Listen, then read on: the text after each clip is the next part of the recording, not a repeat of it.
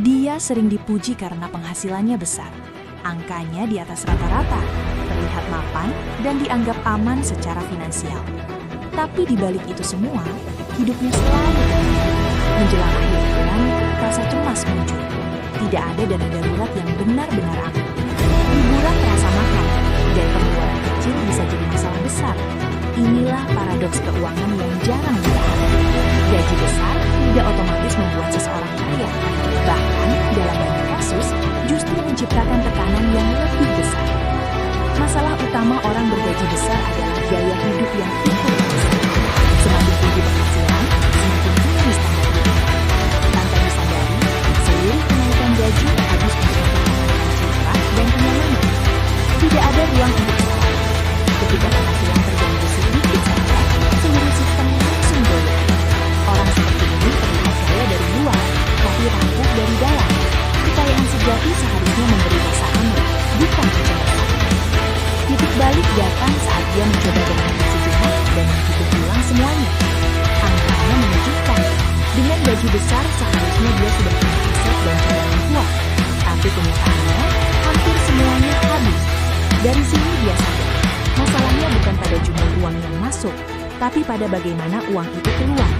Kesadaran ini sering terlambat datang, tapi sangat menentukan arah hidup ke depan. Penyebab utama kondisi ini adalah tidak adanya batasan gaya hidup. Orang kaya sejati menetapkan batas konsumsi, bukan membiarkannya mengikuti penghasilan. Mereka memisahkan uang untuk hidup dan uang untuk masa depan. Cash flow dikontrol dengan sadar. Tanpa batasan ini, penghasilan sebesar apapun akan selalu terasa kurang. Uang yang tidak dikendalikan akan selalu mencari jalan untuk habis. Langkah pertama adalah menentukan batas hidup. Tetapkan angka yang cukup untuk hidup nyaman, lalu disiplin dengan batas tersebut. Setiap penghasilan di atas itu harus diarahkan ke tujuan jangka panjang. Ini bukan tentang hidup pelit, tapi tentang hidup sadar. Banyak orang kaya justru hidup di bawah kemampuan mereka, karena mereka paham bahwa selisih itulah yang membangun kebebasan.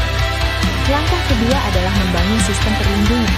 Dana darurat, asuransi yang tepat, dan tabungan wajib ada sebelum mengejar gaya hidup. Tanpa fondasi ini, gaji besar hanya menciptakan ilusi aman. Sistem ini membuat keuangan tidak mudah runtuh saat terjadi gangguan.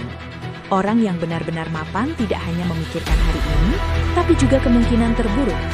Setelah menerapkan batas hidup dan sistem perlindungan, hidup mulai berubah. Tekanan berkurang, rasa aman meningkat. Walaupun pengeluaran terlihat lebih sederhana, kualitas hidup justru membaik. Tidak ada lagi ketakutan berlebihan terhadap pengeluaran tak terduga.